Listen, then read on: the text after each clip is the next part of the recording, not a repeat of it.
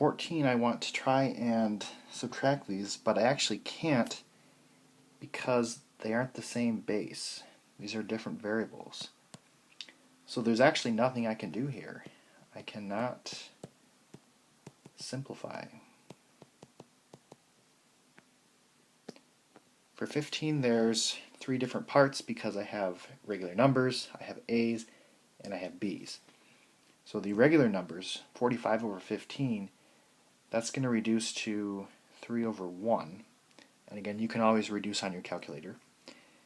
The A's actually go away. And the B's, I want to take B cubed, or 3 minus 2. I'm taking B cubed over B squared. So 3 minus 2 is B to the 1. Oops. And I don't need quite as big of a fraction bar. In fact, I don't need any fraction bar because when you have 1 in the denominator, you don't need to write it. So I'm just going to write this as 3b.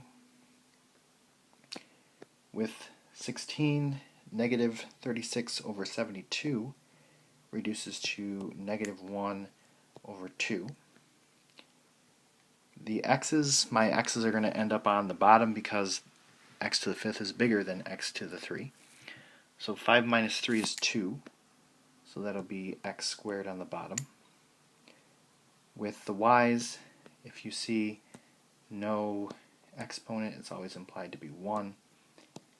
So because the bigger one's on top, y to the 7 is bigger than y to the 1, so our y's are going to end up on the top.